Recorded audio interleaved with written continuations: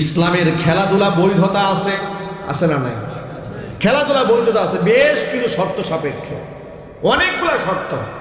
সেই খেলার মাধ্যমে অর্থনৈতিক অপচয় হওয়া যাবে না, ইনকাম সোর্স থাকা যাবে না, খেলার মধ্যে জুয়া থাকা যাবে না, মাদকের মিশ্রণ থাকা যাবে না, অবৈধ নারী পুরুষের মেলামেশা থাকা যাবে না, ফরজ সতর লঙ্ঘিত হওয়া যাবে না, আল্লাহর জিকির থেকে নামাজের ওয়াক্ত থেকে মানুষ গাফিল হওয়া যাবে না।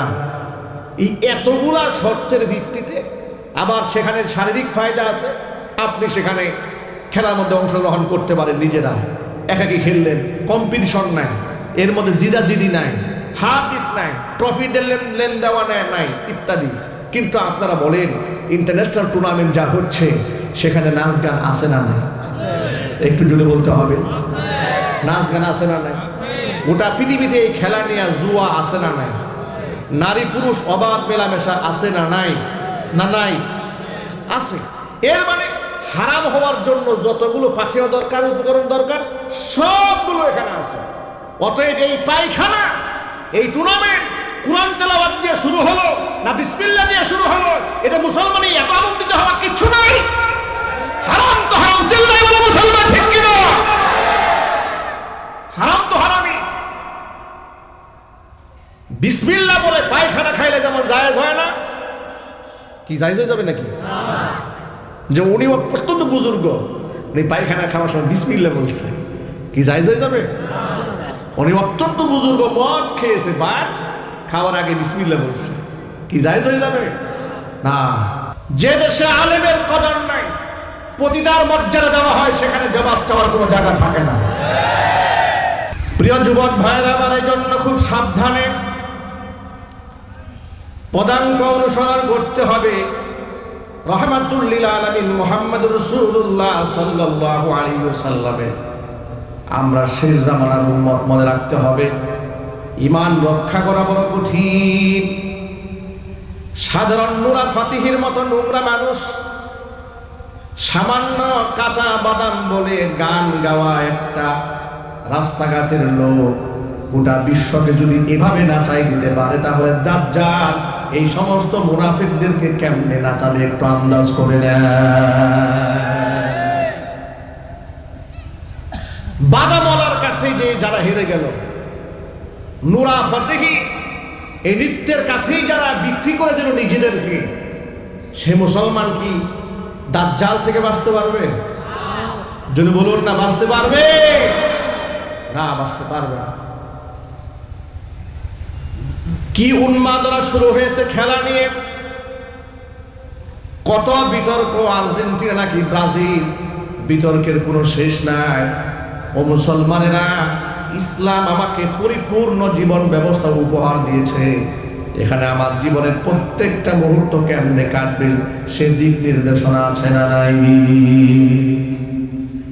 কোরআনে কারীম আল্লাহ পাক বলেন, আল-ইয়াউমা আকমালতু লাকুম দীনাকুম ওয়া আতমামতু আলাইকুম নি'মাতি ওয়া রাদিতু লাকুমুল ইসলাম দীনা। আজকের এই দিনে আমি তোমাদের জন্য তোমাদের ধর্মকে পরিপূর্ণ করে দিলাম, আমার নিয়ামতকে তোমাদের উপর পরিপূর্ণ করে দিলাম। ওয়ারাদিতু লাকুমুল ইসলাম দীনা, দিন হিসেবে, ধর্ম হিসেবে ইসলামকে আমি আল্লাহ মনোনীত করে নিলাম। সুবহানাল্লাহ বলেন। আমাদের ধর্মে অশ্লীলতার কোনো সুযোগ নাই, কোনো গুঞ্জাইশ নাই, মানুষের অধিকার নষ্ট করার কোনো গুঞ্জাইশ, কোনো সুযোগ ইসলামে দেওয়া হয় নাই। বেহায়াপনার সয়লাভ হবে এমন কোনো কর্মকাণ্ড ইসলামে এলাও করা হয় নাই। জোরে জোরে বলেন সুবহানাল্লাহ। আর আজকে খেলাকে কেন্দ্র করে আর্জেন্টিনা ব্রাজিলের পতাকাবাহী ভক্ত অনুরক্তদের মধ্যে দারুণ হিংসা বিদ্বেষ পরিলক্ষিত হচ্ছে। এমনকি কোনো কোনো জায়গার মধ্যে দ্বন্দ্ব মারামারি পর্যন্ত হয়ে যাচ্ছে। তাদেরকে পাহারা দেওয়ার জন্য সরকারি পুলিশ প্রশাসনের লোকেরা অ্যাটেনশন ফাইনাল হয়ে গিয়েছে। ঠিক কিনা বলেন? কথা বলেন ঠিক কিনা? কতটা নির্লজ্জ এই জাতি, চিন্তা করা যায়। এই আজকে তো যশোরে আপনার এলাকায় ঢোকার সময় দেখলাম পুরা মার্কেট জোড়া ব্রাজিলের পতাকা যা লাগিয়েছে, আরেক দল আর্জেন্টিনার পতাকা নিয়ে দৌড়াচ্ছে রাস্তা দিয়ে। কি আশ্চর্য কারবার! এ কোন জাতের মুসলমান ভাইয়েরা? আমার তো জানতে ইচ্ছে করে, এত ভক্তি এত শ্রদ্ধা তোমার এর প্রতি আসলো কি দেখে এসেছে? এ দেশের প্রতি তোমার ভক্তি এত শ্রদ্ধা আসলো কি দেখে? একটুখানি বিবেক খাটাও, একটুখানি চিন্তা করো। তোমার বাড়ির ছাদের উপরে ভিনদেশীদের পতাকা, যারা তোমার আল্লাহকে বিশ্বাস করে না, যারা তোমার রসুলকে বিশ্বাস করে না, যারা তোমার ঈমানকে রেসপেক্ট করে না, যারা তোমার আকীদা বিশ্বাসকে বিশ্বাস করে না, তাদেরকে মাথায় নিয়ে তুমি নাচতেছো। মনে রেখো, যার সাথে যার মহাব্বত তার সাথেই তার কিয়ামত। কথা বলতে হবে, ঠিক কিনা? এটা আমার বানানো ওয়াজ নয়, রাহমাতুল লিল আলামিন বলেছেন, মান তাশাব্বাহা বিকওমিন ফাহুয়া মিনহুম। পৃথিবীতে যে যার সাদৃশ্য অবলম্বন করবে সে তাদেরই দলভুক্ত বলে গণ্য হবে। শুধু তাই নয়, অন্য হাদিসে আল্লাহ নবী বলেন, আল মারউ মা'a মান আহাব্বা ওয়া আনতা মা'আল্লাযী আহাব্বাতা। দুনিয়াতে যে যাকে ভালোবাসবে তার হাসর তার সাথেই নসিব হবে। যুবকেরা, কেন আজকে মুসলমানের বাড়ির ছাদে ইংল্যান্ড, এরপরে আপনার ব্রাজিল, আর্জেন্টিনা ইত্যাদি ইত্যাদি এই সমস্ত দেশের পতাকা কেন উঠবে? স্বাধীন বাংলাদেশের নাগরিক হিসেবে একটি স্বাধীন সার্বভৌমত্ব আল্লাহ আমাদেরকে উপহার দিয়েছেন। এই জন্য বাংলাদেশের পতাকা আপনি উড়াতে পারেন দেশপ্রেম প্রকাশ করতে গিয়ে। আর যদি জীবনে কোনোদিন গর্বের সাথে কোনো পতাকা উড়াবার স্বপ্ন থেকেই থাকে, সে পতাকা হবে কালিমার পতাকা, সে পতাকা হবে ইসলামের পতাকা। চিল্লায় বলতে হবে যুবকরা, ঠিক কিনা বলে?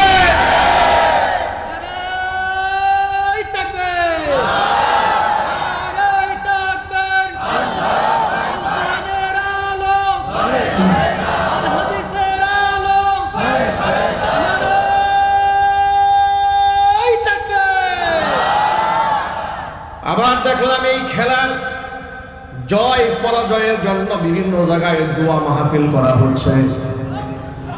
নাউজুবিল্লাহ, জোরে পড়েন। আবার দেখলাম ফেসবুকে বিতর্ক হচ্ছে যে কাতার যে টুর্নামেন্ট শুরু হলো, এটা কি কোরআন তেলাওয়াত দিয়ে শুরু হয়েছে না জিকির দিয়ে শুরু হয়েছে না গান দিয়ে শুরু হয়েছে? একদল বলছে কোরআন তেলাওয়াত দিয়ে শুরু হয়েছে, আরেক দল বলছে না না কোরআন তেলাওয়াত দিয়ে শুরু হয় না, গান দিয়ে শুরু হয়েছে। আরে বাবা, একটা হারাম কাজ বিসমিল্লাহ বলে কি মদ খাইলে কি জায়েজ হয়ে যাবে? একটু জোরে বলেন আপনারা। কোনো ব্যক্তি যদি মদ বিসমিল্লাহ বলে খায় কি হালাল হয়ে যাবে? যে খেলার যে আয়োজন করা হয়েছে ফিফা টুর্নামেন্ট, এই খেলাটা কি জায়েজ আছে? পৃথিবীর কোন মুফতি আপনাকে এটাকে জায়েজ বলেছে? আবার এটাকে পক্ষপাতিত্ব করার জন্য দেখলাম ইদানিং একজন বলছে যে পৃথিবীর সবচেয়ে জনপ্রিয় Islamic scholar doctor Zakir Naik, তাকে কাতার সরকার আমন্ত্রণ জানিয়েছে সেখানে ইসলামিক লেকচার দেওয়ার জন্য। এটা একটা ভালো দিক। কাতার সরকার খেলাকে কেন্দ্র করে ইসলামের ইতিহাস, ঐতিহ্য, অবদান, ইসলামের অনেক সৌন্দর্যতা তিনি বিভিন্নভাবে কৌশলে তুলে ধরেছেন। এটা একটা ভালো দিক।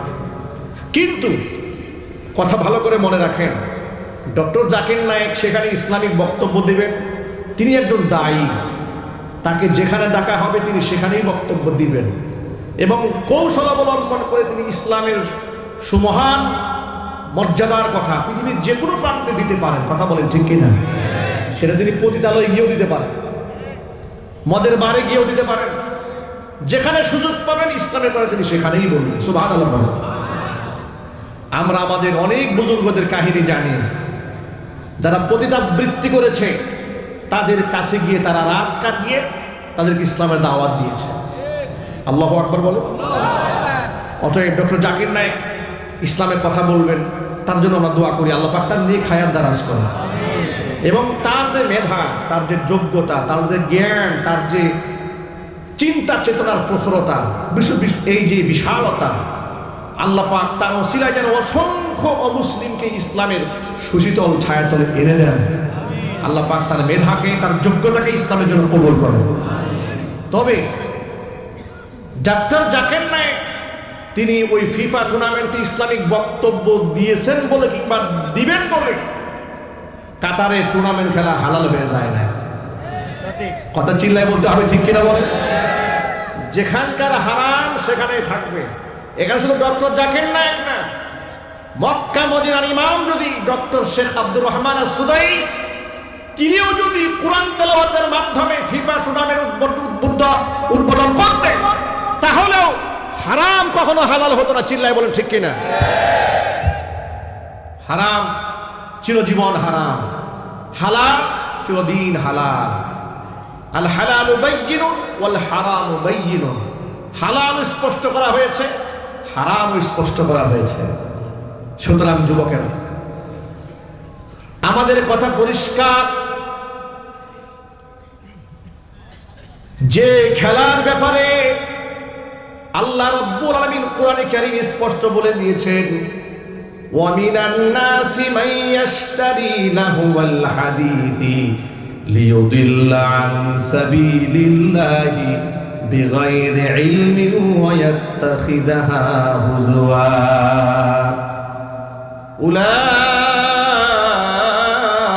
লাহুম আযাবুন মুহিন।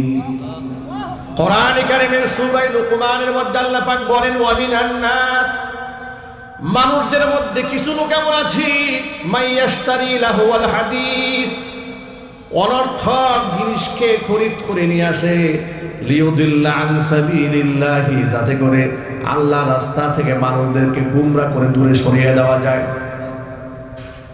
লিয়ুদিল্লা আন সাবিলিল্লাহ ওয়া ইয়াত্তাখিযাহা হুজুয়া বিগাইরি ইলমিন, অজ্ঞতা সারে আল্লাহ রাস্তা থেকে মানুষদেরকে দূরে সরায় দেওয়ার জন্য অনর্থক জিনিস যারা ক্রয় করে, শব্দটা খুব ভালো করে খেয়াল করুন, লাহ ওয়াল হাদিস, অনর্থক কথা, অনর্থক কাজ, অনর্থক বিষয়, এর ব্যাখ্যা কি?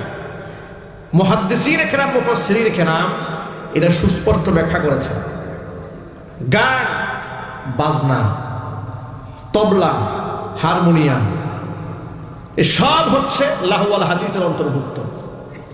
এমনকি নোংরা কবিতা, নোংরা পদ্য, গদ্য, ছন্দ যা আছে, যেমন তসলিমা নাসরিনের মতো নোংরা মহিলাদের লেখা যেগুলো আছে, এগুলো হচ্ছে লাহু ওয়াল হাদিস। এগুলা পড়লে মানুষের জামা কাপড় এমনি নষ্ট হয়ে যায়। কথা বলতে হবে, ঠিক কিনা বলে? এই নোংরামি এবং বেহায়াপনা যারা করে, তাদের উদ্দেশ্য থাকে লিয়ুদিল্লা আন সাবিলিল্লাহ, আল্লাহ রাস্তা থেকে মানুষদেরকে গুমরাহ বানায় দেওয়া। বিগাইরি ইলমিন, অজ্ঞতা ছাড়া এই কাজগুলো তারা করে। ওয়া ইয়াত্তাখিযাহা হুজুয়া, দিনের বিষয়টাকে তারা হাসি তামাশা হিসেবে গ্রহণ করে। উলাইকা লাহুম আযাবুন মুহিন, এদের জন্য রয়েছে যন্ত্রণাদায়ক, পীড়াদায়ক, লজ্জাস্কর সাজার ব্যবস্থা। এদের জন্য রয়েছে, চিৎকার দিয়ে বলেন নাউযু বিল্লাহি মিন যালিক। সর্বোপরি ইসলামের একটা বিষয় নিষিদ্ধ হওয়ার জন্য যতগুলো উপকরণ দরকার, একটা খেলার মধ্যে সব ধরনের উপকরণ রয়েছে। একটা বিষয় খেয়াল করেন, ইসলামের খেলাধুলা বৈধতা আছে, আছে না নাই? খেলাধুলা বৈধতা আছে, বেশ কিছু শর্ত সাপেক্ষে, অনেকগুলো শর্ত। সেই খেলার মাধ্যমে অর্থনৈতিক অপচয় হওয়া যাবে না, ইনকাম সোর্স থাকা যাবে না, খেলার মধ্যে জুয়া থাকা যাবে না, মাদকের মিশ্রণ থাকা যাবে না, অবৈধ নারী পুরুষের মেলামেশা থাকা যাবে না, ফরজ সতর লঙ্ঘিত হওয়া যাবে না, আল্লাহর জিকির থেকে, নামাজের ওয়াক্ত থেকে মানুষ গাফিল হওয়া যাবে না। এই এতগুলা শর্তের ভিত্তিতে আবার সেখানে শারীরিক ফায়দা আছে। আপনি সেখানে খেলার মধ্যে অংশগ্রহণ করতে পারেন, নিজেরা একাকি খেললেন, কম্পিটিশন নাই, এর মধ্যে জিদাজিদি নাই, হাত ইট নাই, ট্রফি লেন দেওয়া নাই ইত্যাদি। কিন্তু আপনারা বলেন ইন্টারন্যাশনাল টুর্নামেন্ট যা হচ্ছে সেখানে নাচ গান আছে না নাই? একটু জুড়ে বলতে হবে, নাচ গান আছে না নাই? গোটা পৃথিবীতে এই খেলা নিয়ে জুয়া আছে না নাই? নারী পুরুষ অবাধ মেলামেশা আছে না নাই? না নাই? আছে। এর মানে হারাম হওয়ার জন্য যতগুলো পাথেয় দরকার, উপকরণ দরকার, সবগুলো এখানে আছে।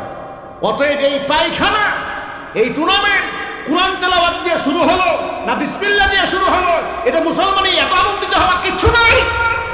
হারাম তো হারাম, চিল্লায় বলো মুসলমান, ঠিক কিনা? হারাম তো হারামই। বিসমিল্লাহ বলে পায়খানা খাইলে যেমন জায়েজ হয় না, কি জায়েজ হয়ে যাবে নাকি? যে উনি অত্যন্ত বুজুর্গ, উনি পায়খানা খাওয়ার সময় বিসমিল্লাহ বলছে, কি জায়েজ হয়ে যাবে? উনি অত্যন্ত বুজুর্গ, মদ খেয়েছে, বাট খাওয়ার আগে বিসমিল্লাহ বলছে, কি জায়েজ হয়ে যাবে না? অতএব ওই কাটার টুর্নামেন্ট কোরআন তেলাওয়াত দিয়ে শুরু হয়েছে না খতম দিয়ে শুরু হয়েছে না সবিনা দিয়ে শুরু হয়েছে, এগুলা দেখে এত খুশি হওয়ার কোনো কারণ না। হারাম তো হারাম, এখান থেকে মুসলমানকে বিরত থাকতেই হবে, এছাড়া বিকল্প কোনো রাস্তা নেই। ঠিক কিনা বলে? মনে রেখো মুসলমানেরা, ইসলামের বিজয় কোনোদিন হারাম দিয়ে হয় না। ইসলামের বিজয়ের জন্য শর্ত আল্লাহ কোরআনে দান করেছেন। আল্লাহ রাব্বুল আলামিন বলেন, ওয়ালা তাহিনু ওয়ালা তাহজানু ওয়া আনতুমুল আ'লাউনা ইন কুনতুম মুমিনিন। হীনমন্যতায় ভোগো না, নিজেদেরকে দুর্বল মনে করো না। ওয়া আনতুমুল আ'লাউনা, বিজয় তোমাদেরই হবে, শর্ত হলো ইন কুনতুম মুমিনিন, যদি তোমরা ঈমানদার হয়ে যেতে পারো। কোরআন কারীমের ভাষ্য, বিজয় তোমাদেরই হবে, শর্ত হলো তোমাদেরকে ঈমানদার হতে হবে। এবার হাদিস শরীফ থেকে শুনে আল্লাহর নবী কি বলেন? আল্লাহর হাবিব বলেন, তারাকতু ফীকুম আমরাইনি লান তাদিল্লু মা তামাসসাকতুম বিহিমা কিতাবাল্লাহি ওয়া সুন্নাত রাসূলিহি। দুটা জিনিস আমি তোমাদের মাঝে রেখে গেলাম। একটা জিনিসের নাম হচ্ছে আল্লাহ পাকের কিতাব কোরআন মাজিদ, আরেকটা হচ্ছে ওয়া সুন্নাত রাসূলিহি, তার রাসূল আমি মুহাম্মদ সাল্লাল্লাহু আলাইহি ওয়াসাল্লামের সুন্নাহ। এই দুটা জিনিস যতদিন পর্যন্ত মজবুত ভাবে আঁকড়ায় ধরে রাখতে পারবেন, লান তাদিল্লু, কশিন কালেও তোমাদের পদস্খলন হবে না। অতএব সেই সুন্নাহ বাদ দিয়ে, ইসলামকে বাদ দিয়ে পৃথিবীর অমুসলিমদেরকে যতই খুশি করার জন্য চেষ্টা করানো হোক না কেন, তারা আপনার প্রতি খুশি হবে না, আর এর দ্বারা ইসলামের বিজয়ও সংগঠিত হবে না। ইসলামের বিজয়কে সুনিশ্চিত করতে হলে যুবকেরা নিজের গোটা জিন্দগির মধ্যে আল্লাহর নবীর আদর্শকে বাস্তবায়ন করতে হবে। মুসলমান হিসেবে প্রথম কাজ হচ্ছে, কালিমা যেহেতু আমি গ্রহণ করে ফেলেছি, আমার জিন্দেগি থেকে যে যেন এক ওয়াক্ত নামাজও কাজা না হয়ে যায়, কারণ এটাই আমার আইডেন্টিটি, এটাই আমার পরিচয়। সাহাবায়ে কেরাম রাদিয়াল্লাহু তাআলা আনহুম আজমাইন বলেন, আমরা মুসলমান আর অমুসলমানদের মধ্যে পার্থক্য বুঝতাম নামাজ তরকের মাধ্যমে। যারা নামাজ পড়ে তারা মুসলমান, যারা নামাজ পড়ে না তারা অমুসলিম, এটাই আমরা বুঝতাম। আমার বন্ধুগণ, আজকে সমাজের অধিকাংশ মুসলমান, নামধারী মুসলমান, নামাজ পড়ে না। নামাজের নামে খবর নাই, বিতর্ক করে, বড় বড় মাসআলা নিয়ে বিতর্ক, উৎস জমায়ে দেয়। চায়ের দোকানে বসে, মসজিদের বারান্দায় বসে, বিভিন্ন মাহফিলে গিয়া স্লিপ লেখে, হুজুরের কাছে প্রশ্ন দাও দেখি, নবীজি নূরের তৈরি নাকি মাটির তৈরি? নবী কি গায়েব জানেন কিনা? নবী কি হাজির নাজির নাকি? এই মাসলা হুজুরকে দাও। কিন্তু যিনি প্রশ্ন করেছেন খোঁজ খবর নিয়ে দেখেন, ও ফজর পড়ে নাই, জোহরও পড়ে নাই, আসরও পড়ে নাই, মাগরিবও পড়ে নাই। ভালো করে খোঁজ খবর নিয়ে দেখবেন বিগত 1 বছরে নামাজও পড়ে নাই। এই জাহেলগুলা সমাজে আছে না নাই? একটু জোরে বলতে হবে, আছে না নাই? ও যুবকরা আমার, সাহাবায়ে কেরাম রাদিয়াল্লাহু তাআলা আনহুম আজমাইন, তারা তো এই সমস্ত সাবজেক্ট নিয়ে বিতর্ক করেন নাই, ঝগড়া করেন নাই, মারামারি করেন নাই। তারা শুধু বলেছেন সামি'না ওয়া আতা'না, শুনলাম আর মস্তককে অবনত করে দিলাম। আনুগত্যের মস্তককে অবনত করে দিলাম। আল্লাহর বিধানের ক্ষেত্রে কোনো যুক্তি নাই, আল্লাহর হুকুমের সামনে কোনো তর্ক নাই। আল্লাহু আকবার। আল্লাহর হাবিব সাল্লাল্লাহু আলাইহি সাল্লামকে সাহাবায়ে কেরাম কিভাবে মানতেন?